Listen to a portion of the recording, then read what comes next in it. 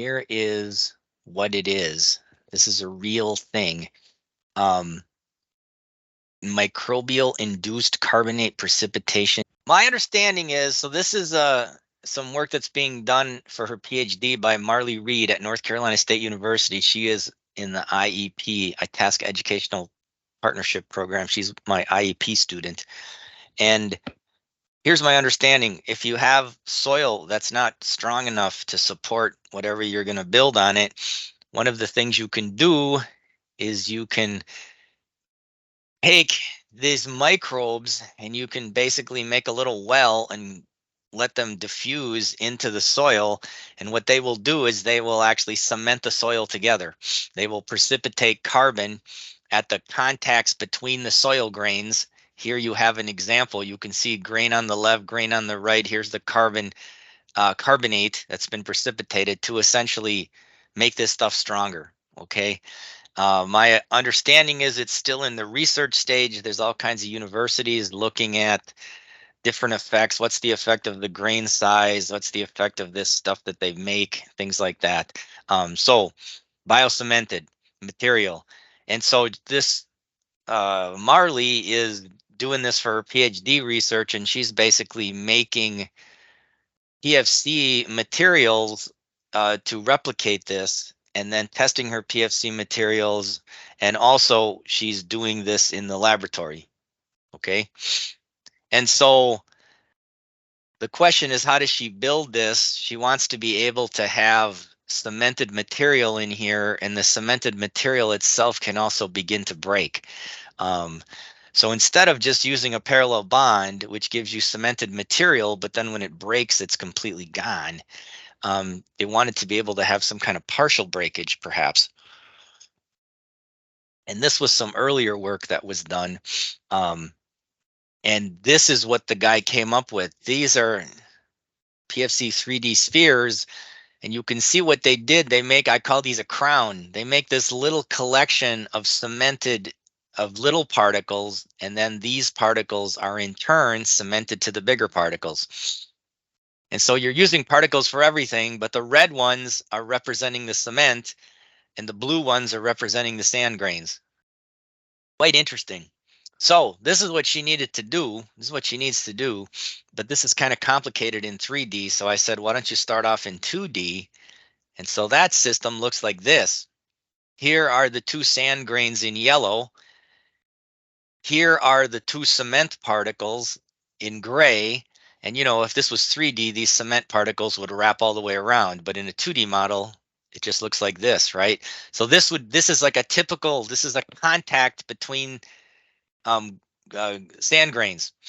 And so what she needs to do is make a packing of these yellow guys to represent her initial sand. And then she needs to emulate what she does in the lab. She makes a packing of sand and then she diffuses this, I call it the elixir. She diffuses this chemical substance in there, which then ends up precipitating and making these gray guys, right? And so if you look at this, and we do the simplest possible model, the simplest bonded model is a contact bond. And that contact bond only has two properties. So it has 5 properties. Okay. So when it's bonded, it has a normal stiffness, a shear stiffness, and then it has a tensile strength right there, and it has a shear strength. And if either of those is exceeded, it turns into a broken thing, which is the linear model. So now there's a friction coefficient. Okay. So there we go. Those are the 5 parameters. And so what we want to be able to do is write some fish code that can go to an existing contact. And what this fish code needs to do is build this system locally. So it needs to create these 2 gray guys and make them so they just perfectly touch. And then it's going to have 2 sets of contact bond properties. It's going to have the blue ones, which are the properties of how the cement is bonding to the sand. And it's going to have a separate property for how the sand is interacting with the other sand. So there might be some cementation directly between the sand, but then there's also this additional cementation. Okay, so you can see here, we got two sand particles that they already exist. We have to write a function that's going to, given a contact, it's going to create these two cement particles, and it's going to create and assign properties to those contact bonds with those colors we see. Okay, so that's the goal. We're going to write this thing. Strap on your safety hats. Here we go. So we first have to do a little mathematics here. Remember, I'm gonna I'm gonna do the simplest mathematics I can. So let's assume that we have a packing of disks that all have the same radius. Okay. So that means we have to solve the problem for there's a packing of here's a contact between the two disks, and this is a packing. So there's already either gravity was turned on or they were pressed with walls. So there is overlap. And so I'm showing an exaggerated overlap here. Okay. So between these two guys, there's going to be a contact. This X sub C is the position in three-dimensional space of that contact. You remember I took those two cardboard discs and I stuck a hole with my pocket knife. That's the contact location, right? So now we can work out this issue. So I want to put in a cement particle that just perfectly touches, right? So that's going to be lined up here. And let's say that the input to this is the radius of the cement particle, right? And so I can now work out, I get this right triangle, right? I'm going to call H the distance from the center to the contact point. It's not the same as the radius. It's the distance from the center to the contact point. This I'll call L, and this is going to be, as you see, the two radiuses summed, right? And what I need to figure out, given a contact between two particles, I can figure out what H is, and I know the radiuses of the particles. I can figure this out, so I have to solve for this, because if I know what this is, I can figure out where to create this particle so it's just touching, okay? And I'm going to do that because I'm going to have to create basically a little local, these are unit vectors, a little unit vector that goes from the center to there, and then the perpendicular one that's in the shear plane that goes in the shear direction. And then I'm going to basically take L, multiply it by I, then I turn it into a vector to give me a position in 3D space. And so for this configuration, I can work out what L is, right? I just do the H squared plus L squared equals the hypotenuse squared, right? So here's what I got. So again, if I know the radiuses of the two particles, and if I know the distance from the center to here, I know where to put this guy. Okay, and I can do the same thing. I just reverse L and I get the guy over there. All that stuff is accessible through fish, right? I'm going to loop through all the contacts, and here's a typical scenario, and I'm going to create these two new guys. So here's the different things, and all we're going to do here, we're going to write this function just for one case. Well, we're going to write it for a general case. Okay, so here's what we need to know. There, look over here. These are some of we can get these things. So XC, that's the contact location. There's going to be a fish function. Given a contact C, we can determine its position. That's a vector in 3D space. In PFC 2D, it's a vector in 2D space, right? And given a contact, remember, contacts are always between two things in the world of PFC, and we call those things ball 1 and ball 2. So we can get that. And if we know ball 1 and ball 2, we can get the radius of those balls, okay? And so the code we're going to write is going to look kind of like this. This is just a sketch of it, right? We're going to create a local variable. We need to find XC. We're going to get ball pointer 1, ball pointer 2. That's end 1 and end 2, right? Now we're going to get the two radiuses of the balls, BP1 and BP2. And then we're going to do a quick check. This says if radius 1 is not equal to radius 2, then I can do this. System error equals, and I give it a string, because my derivation here is not going to work. It assumes that the radiuses are the same. And so what this will do, is this system error. This is then when this is executing, if it goes in here, it's going to throw up an error message on the screen and everything will stop. It's going to say balls at contacts do not have same radius, and it's going to stop. Then if this is all right, we're all set up to go, then we can start doing other things, right? We can create a vector that goes from XC to the center here. So that's the ball position of BP1, right? XC minus that. This is a vector, a 2D vector. And then we can use a math function. This gives me the magnitude of that vector. The magnitude of the vector is this H thing that we talked about. And then dot, dot, dot. We need to do a few more things. And eventually we need to create two new balls. The ball here we need to create, and the ball there we need to create. All of this other stuff is just trying to figure out what the positions of those are. So let's go and let's see if we can start writing some code to do this thing. So this is in this thing called cement chain. So I'm gonna, and of course it's all been solved already. I'm gonna go and make a file then called cement chain. I'll call it cement chain elixir work. We're starting from scratch. So start up, this is PFC 2D. So I'm starting up PFC 2D. I'm gonna make a new project. New project. Just a second. I want to see what I called this thing. Yeah, I just called it cement chain. Okay. So I'm going to call this thing cement chain. And then I'm going to just say save project, file quit. So here's, oh, I didn't create it in the right place. Sorry. I need to navigate to that directory when I create. So create new project. I got to go to that location. And this is going to be in PFC and fish, cement chain. There we go. Oh, and cement chain elixir work. So cement chain. Now I'm going to save this, save project, file quit. There it is. I need to rename it .p2 project so that when I do I have my system set up. So my open with will open this.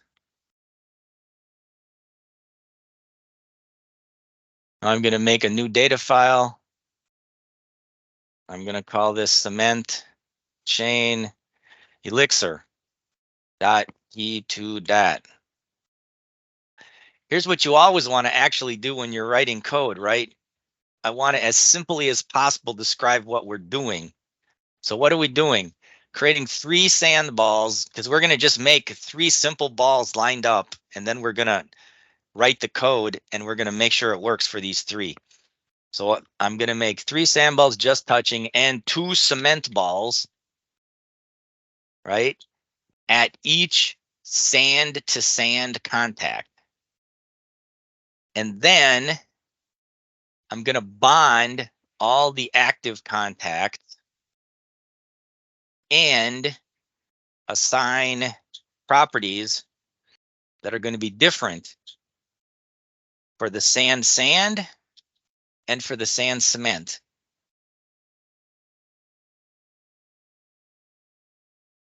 Does that make sense? That's this picture here. There's different properties here and different properties there. Okay. So there we go. Now, what am I going to do? Program return. That's the end of the file. And now we're going to develop this carefully. So model new, starting from scratch. Model large strain true. Model title. So building a cement chain model. Boom, let's run it. So far, so good. I need to make a domain. Extent. Let's go from -10 to +10 in all dimensions. And now the contact CMAT. What am I going to do? Put in contact bonds. So contact CMAT, default model. The model is going to be, it's called the linear C-bond model. I'll just give it some properties to begin with. Properties KN 1E8 KS 1E8 and friction 0.5. Let's see if that worked. Looks like it worked. That's good. Now we got to create some balls that we're going to work with. So let's just create them. We're not going to do a packing. We're going to just create some simple ones. So create, ball create. Let's give it an ID of 10. Position, 0, 0. Radius, 0.5. And then let's create one right next to it. Let's create ball number. Let's call it 20. Let's call it 30. And now we're just going to move it on the x-axis. So move over 1, move over 2.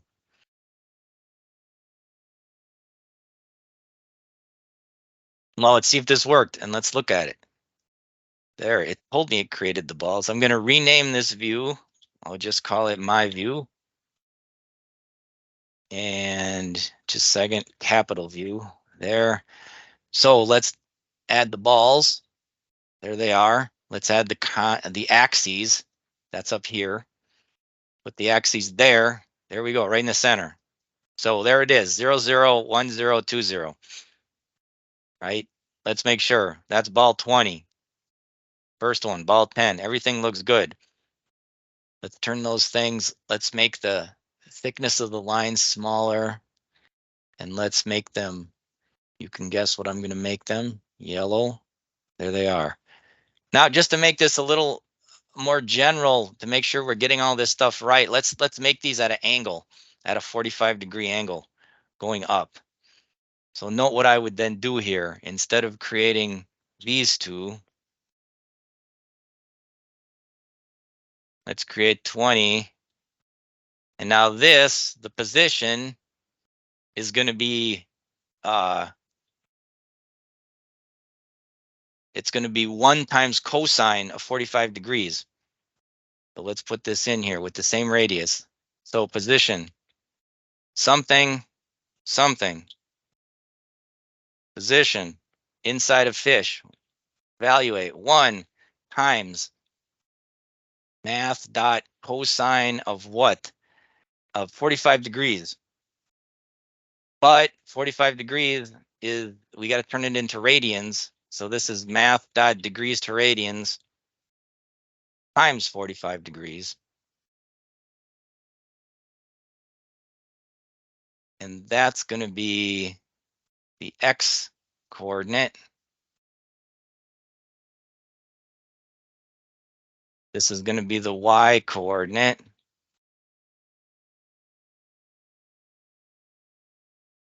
And I got to put the, and then it's going to have a radius of 0.5.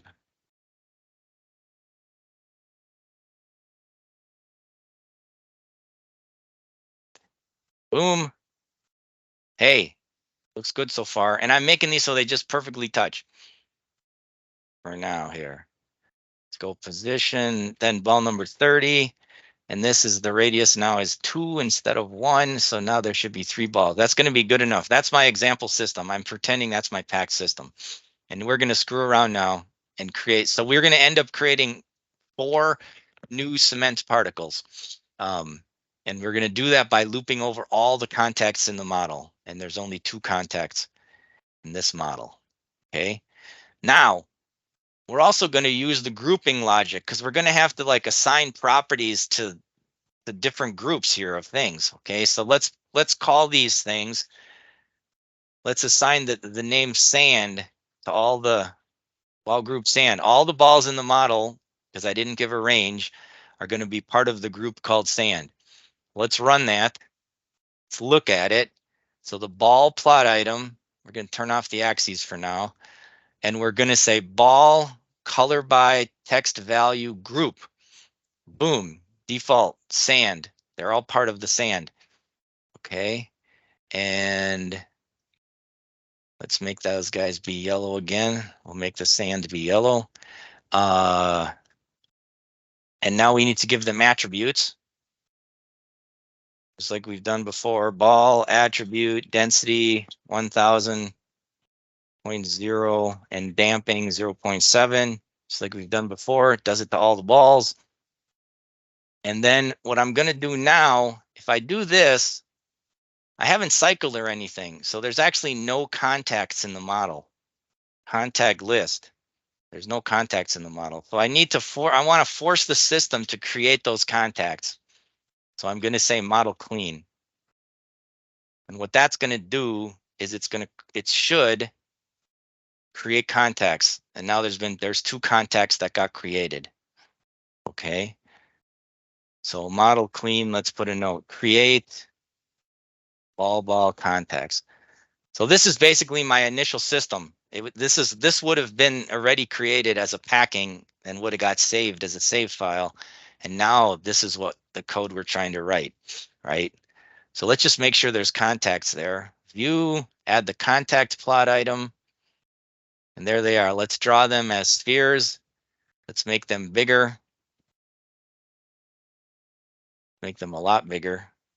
0.15.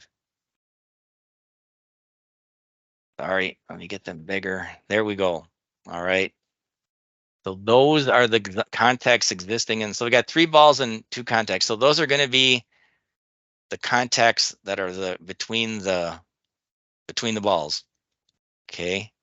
Between the sand grains, right? So now let's make a fish function. Fish define. What are we going to do? What are we supposed to do? Make cement balls. It takes in a parameter, the cement radius. Because if you remember from our little thing we worked out, here we go. Given 2 balls, given a contact of between 2 balls, and given a radius, we have to implement this now to create those things. Let's just work that out. And let's just say we're going to create the function and then we're going to call the function. So we're going to say make cement balls. And these guys have a radius of 0.5 meters. So let's make this smaller, make it 0.2 meters. Right? So if we run this, everything looks good. Now we just have to write the function, right? So let's work this out. So again, you should describe what the function does. So create the cement balls, and there's 2 at each active contact in the entire model. Then what I'm going to say is I'm going to describe the parameters of the function. And so there's just one, it's called cement radius. And then I'm going to say, what is that? That is the cement ball radius.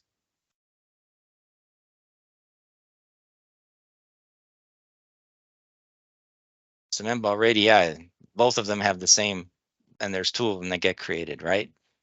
Okay, now loop for each what? What am I looping over? For each, so I'm going to create a local variable called C, which will be the contact. And this is going to be contact list. Here's a visit all active contacts. And I'm looking at active ones because this is really going to get used after we have a packing. And if you may recall, when we have a packing, there may be a contacts that exist even though the balls are not touching. And they're just not, but they're not active. We don't want to put cement there. We only want to put cement at the places where it's touching. Okay. So far so good. Again, let's run it. Make sure it looks okay. It looks okay. Now, what are we going to have to do? We're going to basically have to do this business here. Get the contact location, get the ball radiuses, all that kind of stuff. So let's do it. These will just be local variables. Local BP1 equals contact dot end 1 of the contact. That's BP1. Let's look. Contact dot end 1, F1. There it is. Get a pointer to the first end of a contact, to the thing at the first end of a contact. So that's BP1. This is going to be BP2. It's going to be contact N2. And now let's see if this worked. Let's do this. IO.out. The BP1 equals plus string BP1. Let's see what it says. And BP2 equals. So this should, let's see what it does. Okay, so the first time through the loop, it was ball 10 and 20, and then the next time through the loop, it was ball 20 and 30, right? 10, 20, it's that contact, 20, 30. The next time it went through the loop, it visited that contact. Let's get the radiuses. Local, I'll call it R1. Ball dot radius, which one? BP1. R2. Ball dot radius of BP2.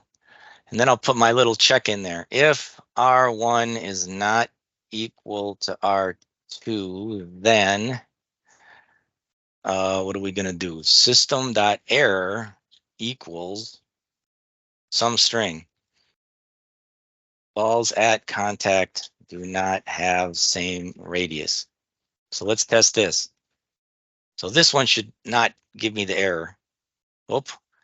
So this, I gave it if, then. Here I have to say end if to make this thing go. I think that's what the problem was. Yes, and it didn't give me an error. Let's just change this radius slightly to 0.51. No, wait. Change the radius of that last ball to 5.1 in 5. So now it gives me this error. Balls at contact do not have same radius, and it told me where the error occurred. And it brought me to the location of where it was executing when that error got called. Okay, it's a pretty powerful thing. Okay, so let's go back. They're both 0.5. Run it again. Everything's good. Okay, so now we've got that. Now we need to get the contact location. So I'll call that XC. Contact.post. That's the contact location. And now let's get that H thing. H equals. Now watch this. So what do we need to form here? H. H is going to be the vector of the contact minus this. That gives me a vector. And then I take the magnitude of that vector, and that becomes H. So I'll write that math dot magnitude of what? Of something. And here, the contact location, XC, minus the position of the ball. Ball dot position. Let's do this. This will be a BP1. Okay. On this. Now here's a little trick I'm going to do. Instead of putting an IO dot out to check this, just for now, if I don't put local, then this becomes a global variable that exists everywhere. So I'm going to run it this way. And now I can just basically say H, 0.5. That's the distance from the contact to the center because they have a 0.5 radius and there's no overlap. So that means I probably got it right. It also, over here, fish global symbols. Oh, H, value 0.5, floating point number. Hey, that's cool. Go back to local. Now I run it. Notice H is not here anymore because these are only the global symbols. And this is now a local thing inside there. Okay. And now I'm going to have to get the direction I had that goes from, I'm going to go from the center, and I'm going to take, I want to get a unit vector that I can multiply this L thing by, so I know the X position of that, right? So I can do that. Oh, wait, not yet there. Let's get the L before we do that. L equals, what's L going to be? It's simply going to be this equation, R plus R squared minus H squared. We should have everything we need to do that. So math dot square root of something. What's the of what? Math dot square root of R1 plus cement radius. Cement radius was what we got put in there. R1 plus cement radius squared raised to the 2 minus h raised to the 2. That's L. And let's make sure that works. Let's take a look at L. Let's make it so it's not local. L's coming out at 0.489. I don't know if that's right or not. 0.48, that's this distance here, right? Maybe that's right. Seems like it could be reasonable. Let's just assume that's correct. Now, I need that unit vector in the shear direction, and I'll call that I hat. Okay? So we're going to say local I hat equals, there's actually a function that gives us the vector, the shear direction, so of the local coordinate system. So that's going to give us the vector that is the shear direction. Okay, and I don't know which way it's pointing. All I know is that it's a vector, it's a unit vector, and it's defining the shear direction. Okay, so now I can say cement position. That's finally what I'm trying to get to so that I can create it. Local cement position equals, what's it going to equal? It's going to equal XC plus L times this unit vector. Because remember, it's a position in 3D space. So cement position equals XC minus what? Minus L times I hat. That gives me the cement position.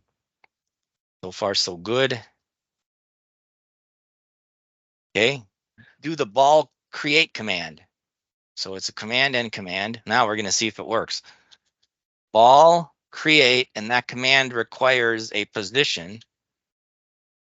And we know the position. It's this thing here that we computed, cement post. Position is cement post. What's the radius? Well, we know the radius. It's the cement radius up here. That's what got passed in. Cement radius. And now the last thing, well, let's just do this and see if it works. So this is going to run through twice. If this works, there should be 2 balls. There should be 1 ball at one of the contacts and 1 ball at the other contact. Let's see what happened. Oh, it created 2 balls. Oh, look at that. So far, so good. All right. Now, in order to know what these are, what we're going to do is we're going to make the sand particles be part of a group called sand. And we're going to make these guys, we're going to put the group label of cement on them. So when we create these particular cement balls, part of that command when we create them is we can say group cement. So each of those balls that get created are going to be part of the group called cement. And then we're going to use the group. We're going to plot by group so we can see that. So let's run this. Oh, look at that. Default equals sand. That's the yellow. And the red is default equals cement. And let's make the cement be gray. So that's contact, color by, sorry, it's not contact, it's the ball. Ball, color by group. There's the 2 colors. So we're going to make the cement gray. There we go. And let's make the contacts. Let's see, what's the color scheme I used here? Let's make the sand ones, we'll make them be red and the other ones will be blue. Well, no, let's just keep it like this. Okay, let's not worry about that. Let's turn off the contacts. That's what I want. Yeah.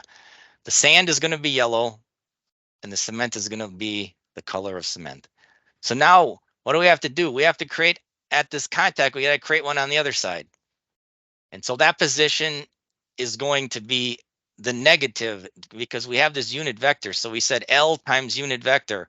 So now we're going to say minus L times unit vector to get the position on the other side. So then we'll do that. So now the cement post equals, this time instead of XC,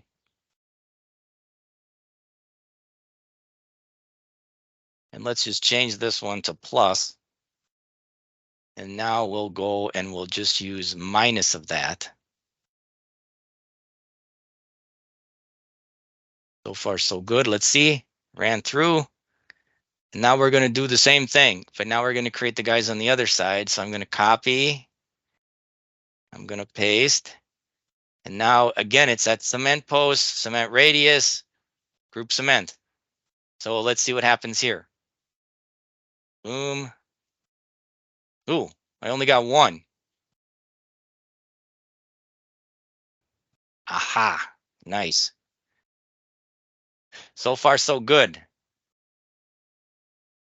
And remember, this is general, right? This will work for an entire packing, but we're just testing it on this simple case here so we can test it as we develop it, right? Okay, now we created these 4 new balls.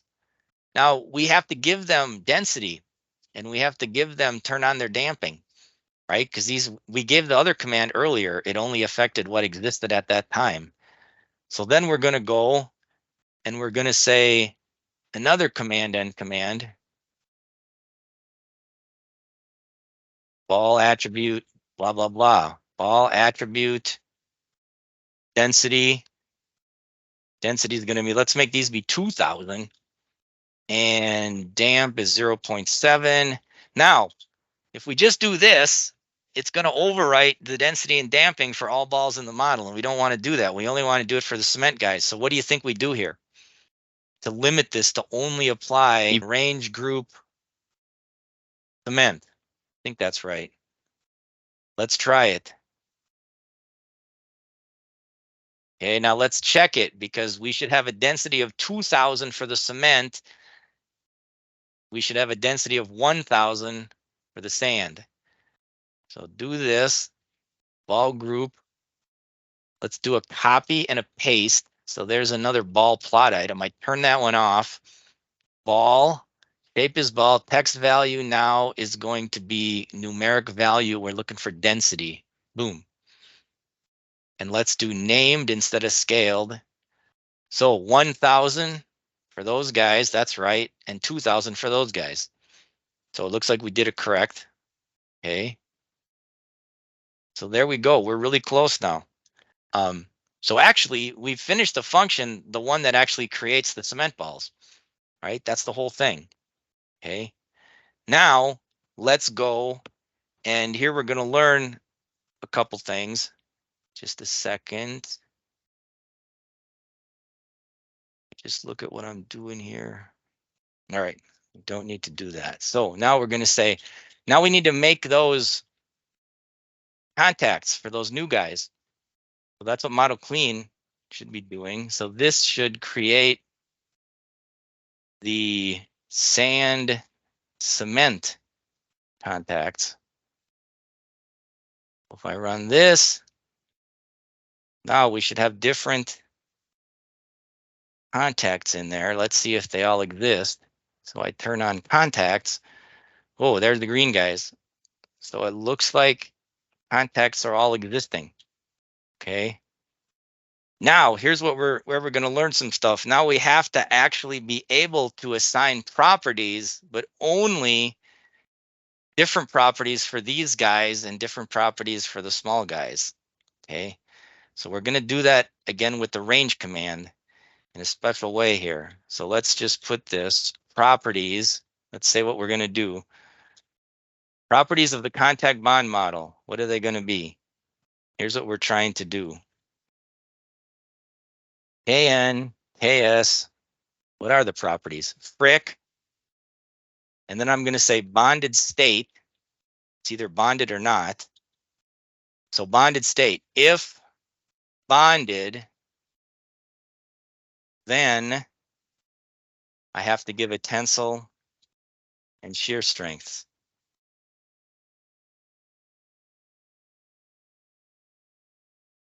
And I want unique properties, unique property set for the sand contacts and the sand cement contacts. And what are those values going to be? So I'm going to say set KN, KS, and frick to 1E. Let's choose these numbers. 1E7, 1 for sand sand contacts.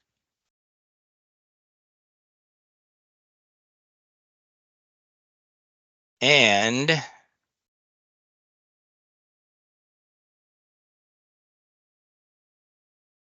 just so we can see a different number, let's do 2, 2, and 0.2. 2, 2.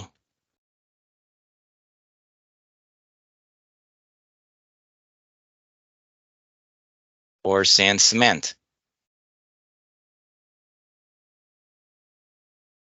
Okay, how do we do that? We're going to do that with 2 commands. Here's the first one.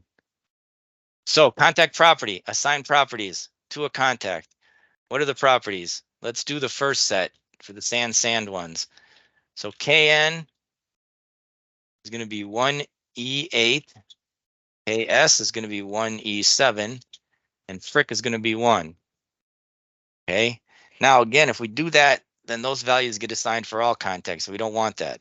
So we're going to use the range, and we're going to use the group here because now we have these 2 different groups.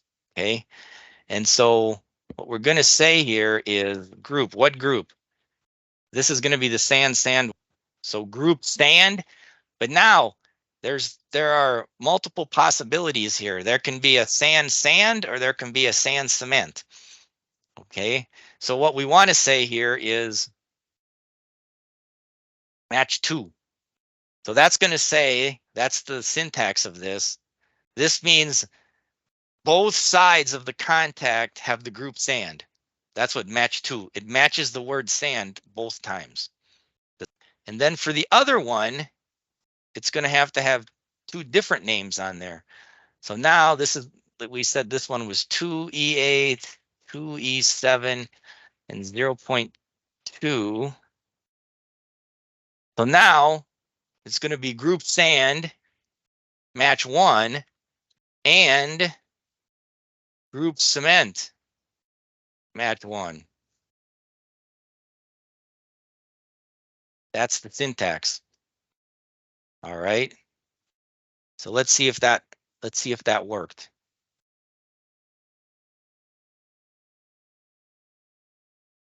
So look, the first one, group sand match 2. It set values for 2 contacts, so that seems right. And then for the other one, it set values for 8 contacts, which also seems right. Now let's just see the numbers it got. So contact, and now I want to do property Kn. So sphere numeric value Kn. Again, let's do named. So the sand is 1E8. Is that what I wanted to do?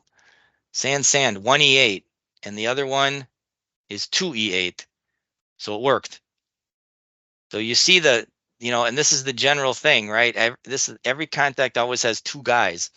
And so we're using the group designation of those guys to be able to construct the proper range command.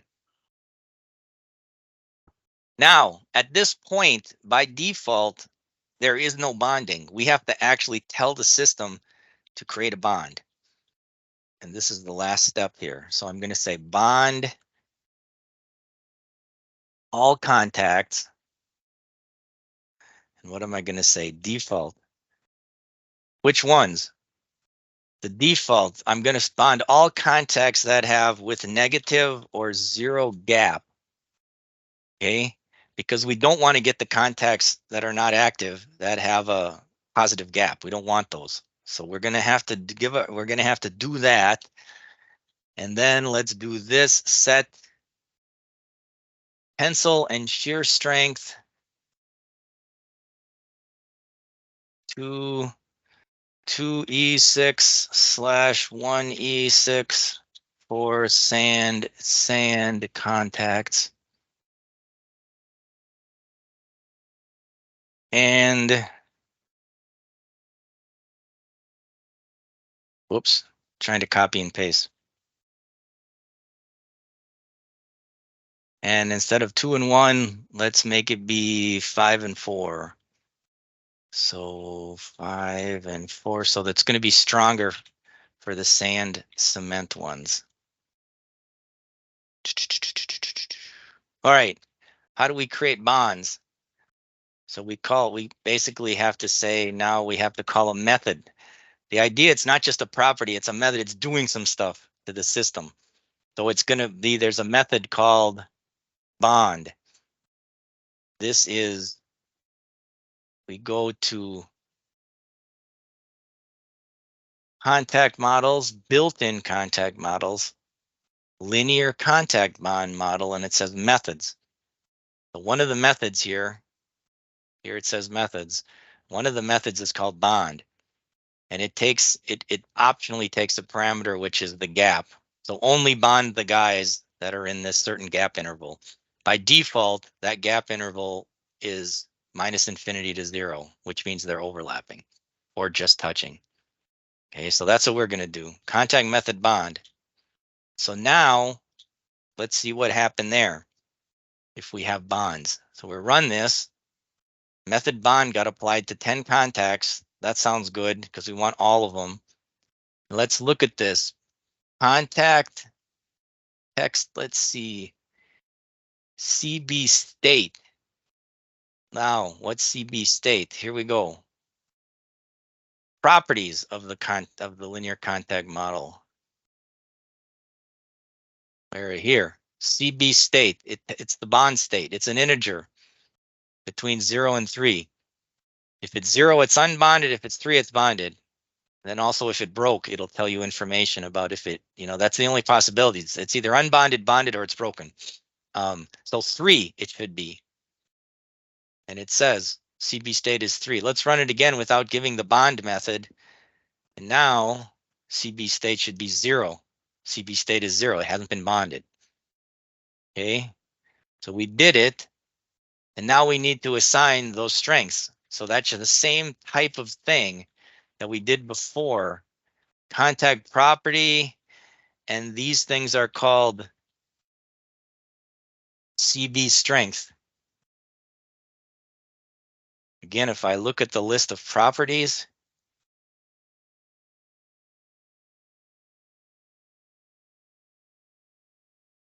actually I'm using a method because what I'm able to then do is give the strength, the tensile and shear strengths in terms of a stress quantity.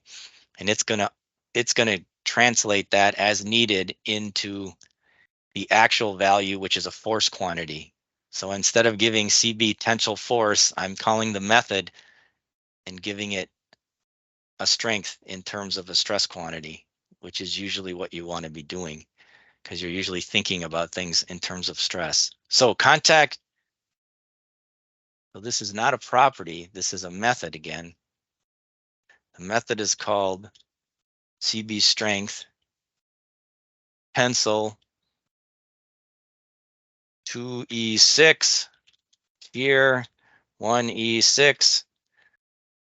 So this is supposed to be for the sand. So what do I say? Range group what? Let's see if that worked. Well, it ran through. It applied it to 2 contacts, so that's probably right. And now I'm going to do the same thing, but give the different values for the other range. So instead of 2 and 1, I'm going to give 5E6, 4E6, and now it's going to say stand match 1 and group cement match 1. Let's do this. 2 and 8. That looks good. So now let's look at those strengths. Whoops. To see if it worked. So first of all, the state 3. They're all that. Now let's look at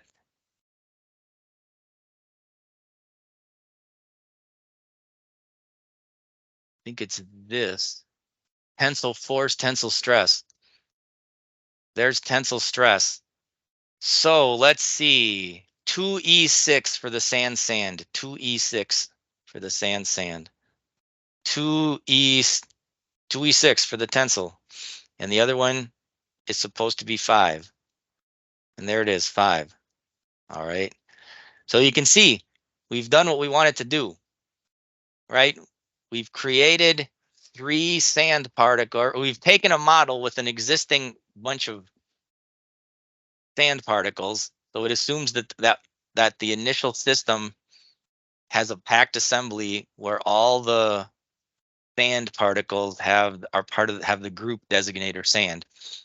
And then our function went and made the cement particles at all the appropriate active contacts, and it assigned different sets of values to those guys, right? So we did what we said we were going to do, all right?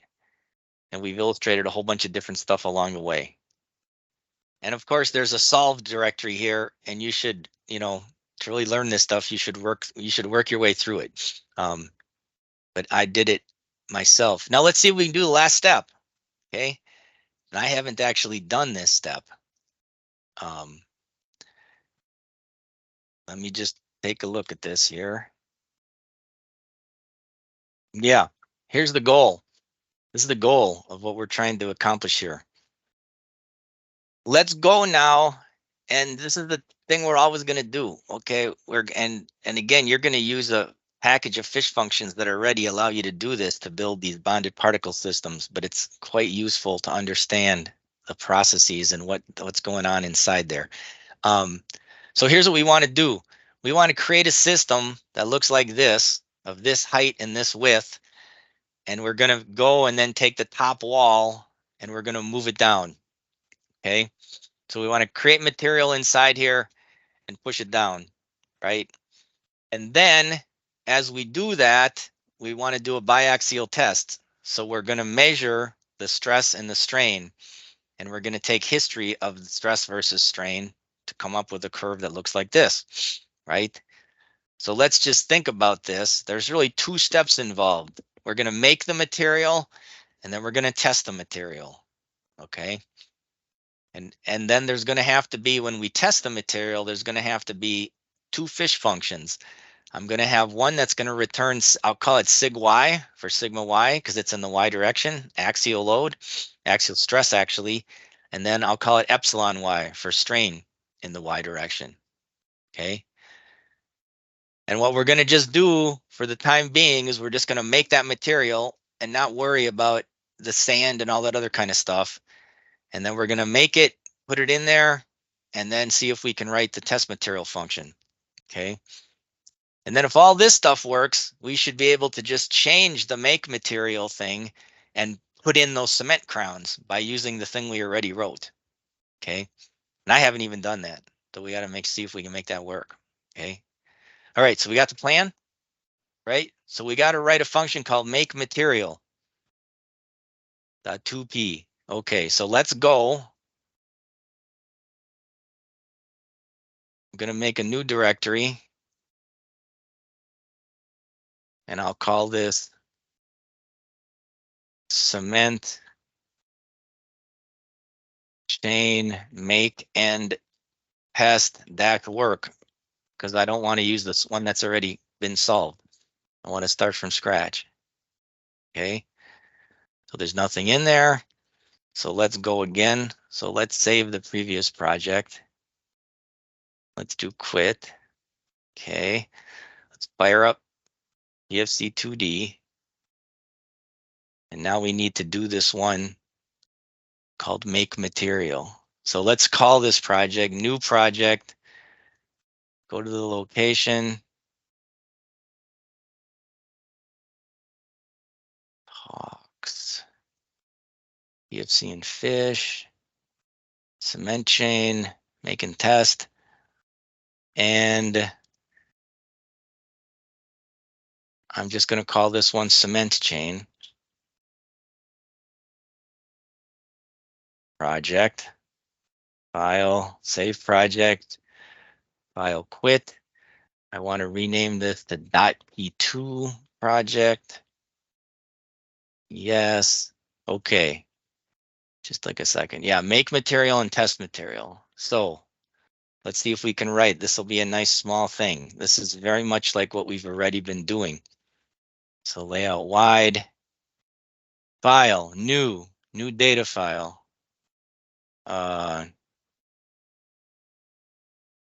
Yeah, let's do it. Make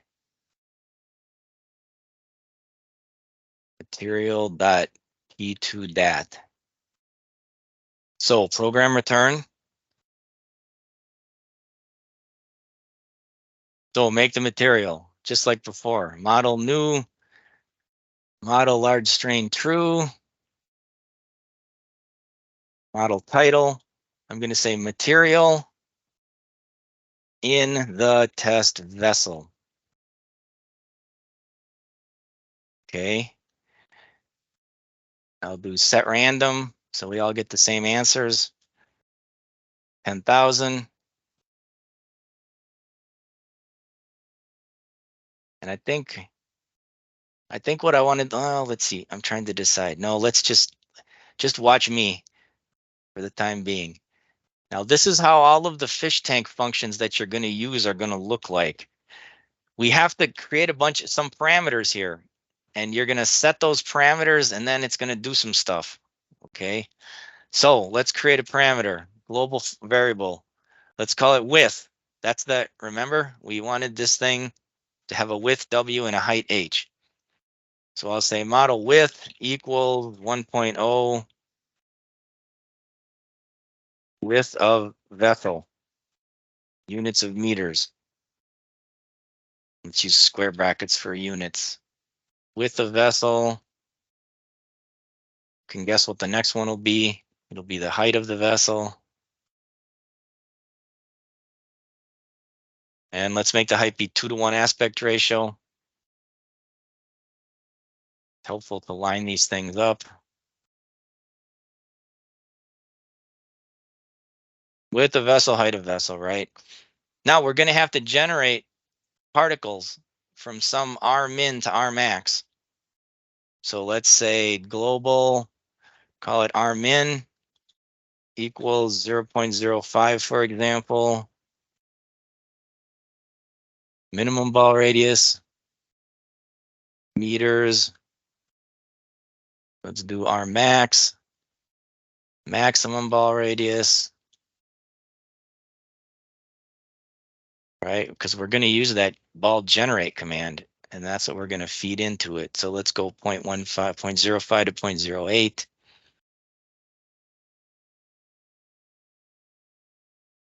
Okay, let's try to just use that. So first, I'm going to set this up so that we can give different properties to the contacts within this, between the particles, and different contacts at the interface with the walls. Okay. Because, for example, we might want to make the testing system, this biaxial testing system, have frictionless walls, for example. That might be reasonable. When we do a platen to represent a platen on a test, the ideal system in a real triaxial thing is have a frictionless platen. And that those properties have nothing to do with the material properties themselves. Okay. So what are we going to do? Contact CMAT, default. What are we going to do? Just like we did before. We're going to use, so for the ball contacts, we're going to say the model is just a linear contact model. And let's see, property Kn. What's the value of Kn? Oh, that's the one of, oh, we don't have this. So let's just put it in for now. 1E8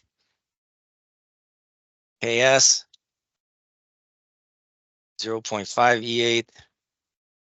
Let's say, and it's not a fish variable. Eventually we're going to parameterize this, but let's just put some numbers in for now and make sure it's all working. And friction 0.5, let's say. And those are the properties. And so now we do the same thing, but we're going to give a different set of properties for the ball facet. And let's keep everything the same, except let's make friction 0 for now. Okay. So let's run this. Oh, look, I already had a problem. Model, I think the command is actually not, it's just called model random. Yes, model random. Okay. Now we need to make a domain.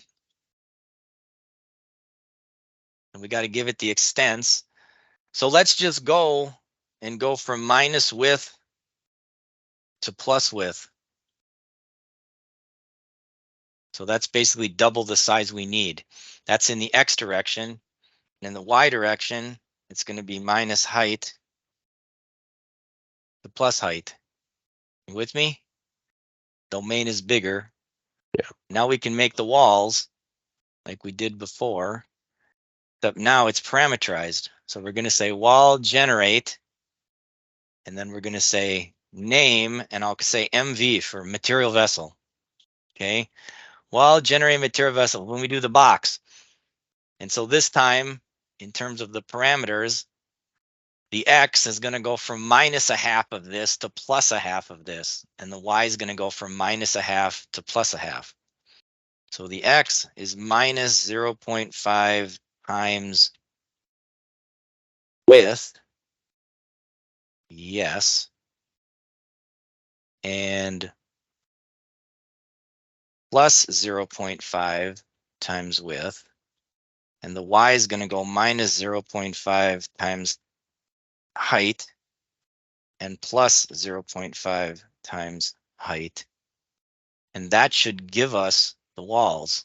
Let's see if that worked.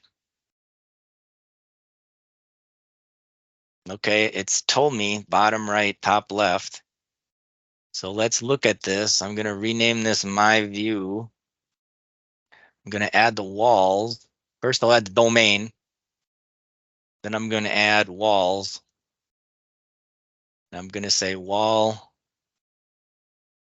facet text value name showed me the names. Bottom left, right. There we go. Put the axes in. The axes should be in the dead center. Click this. There we go. Axes are in the dead center. It looks like we got this. Now we're going to turn off the domain. We don't need to worry about that anymore. Turn off the axes. And now we're just going to generate the balls. So ball, distribute, box. It's the same box as this box, so I can just copy that. All distribute box, blah, blah. Okay, that's the first part of it, dot, dot, dot. And then this is the distribute command where I give a size distribution. So I'll say number of bins is just 1. Bin number 1, what's the radius goes from, remember, R min and R max. So use R min, R max. And then we have to give the volume fraction. There's the 1. We'll just use the 1 distribution. And then I can say porosity. And let's do 0.12. We'll just hard code that in there. That's going to become a parameter though as well. And now we got to say ball attribute density 1000 damp 0.7. Run this. Got to add balls. Going to make them yellow. I'm going to cycle now. Let's just do cycle. And there they go, pack themselves. Let's add the contact force plot item. Contact cylinder, force chain, scale by force directed. Compression will be black. There we go. Let's make these ball thickness of those lines a little bit smaller. There we go. Let's just make that thing run automatically. So we'll do a cycle 10 and then we'll say model solve calm. Yeah, what it's going to do is every 10 steps, it's going to set all the velocities to 0. The reason we do this is because right now there's an enormous contact forces in this system because we have these overlaps. These are totally unrealistic, but this is just a way we had to do it so that we could generate these guys in here at a given porosity.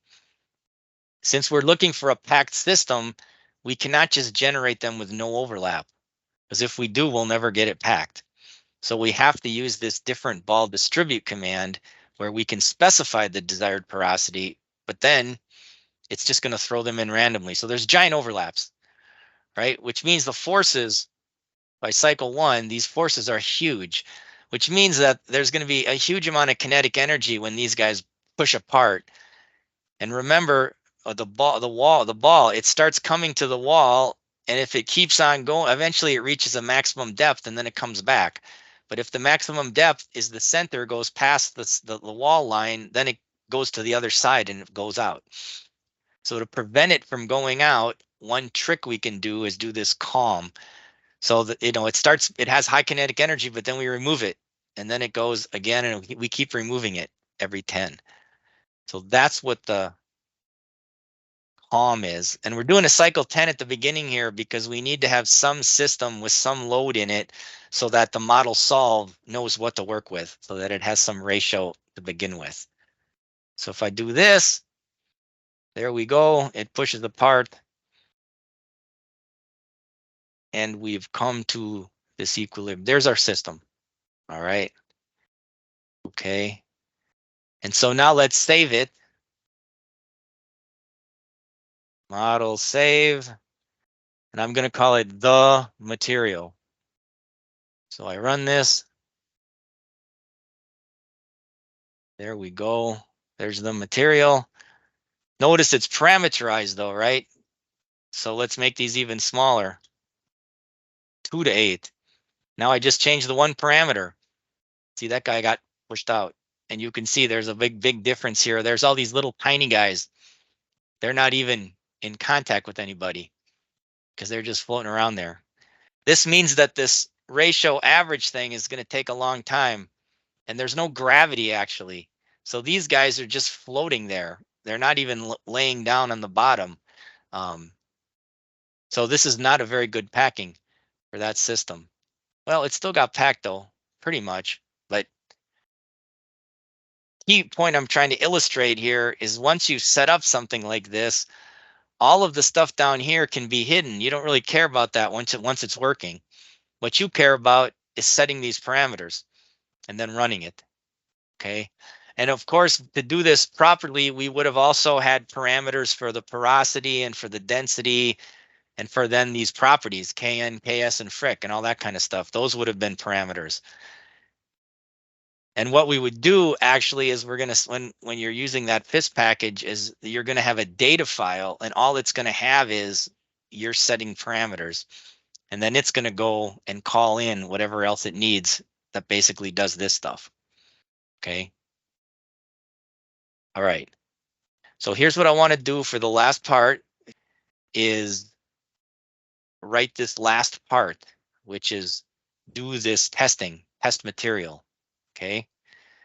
So we're going to do this together because you're going to start with this first thing that's already there. Okay. So let me just save this. Okay. So go into here. So if you go into the cement chain, I'm going to get rid of these work things. Cancel, come on. It's not letting me delete this because it's confused. It thinks I still have some file open in there, even though I don't. Okay, you should have 2 directories, cement chain elixir and then cement chain make and test. We're going to work with the make and test. So let's go, and I want you to make a new directory. I want you to call it cement chain dash make and test, and then just say dash work. Make that new directory. Cement chain make and test dash work. It has nothing in it yet. Now, once you've got that, go into the one that already existed called make and test. And I want you to copy the cement chain project. And I want you to copy, don't copy that. Just copy the make material. Just copy that.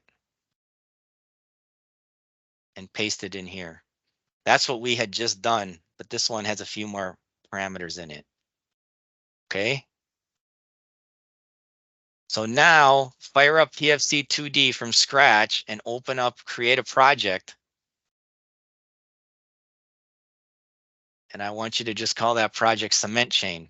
and save it in this working directory.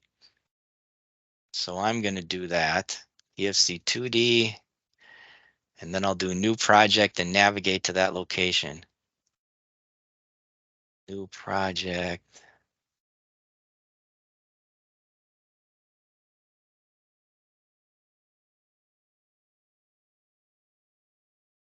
Making test work. And I'm going to call it cement chain. And then I'm going to save the project and quit. And I'm going to rename it again. By default, it's always saying just .prj, but I want to designate this differently so that I can do that open with trick. So now I'm going to open up the new one. And you're going to open that data file called make material. And you're going to just run it. And then you're going to make a view to look at it. So just keep going, work at your own pace here. I'm slowly doing the same thing. My view. Going to show the wall.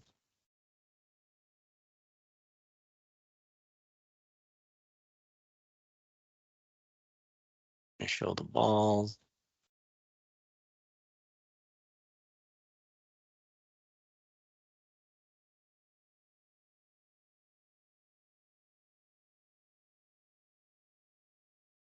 Show the axes. There's the axes. That looks good.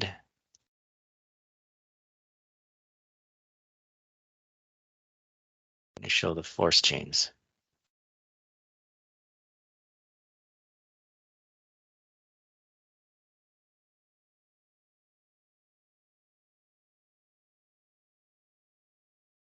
And I'm going to go to legend and click step so I can see the step number in the upper left.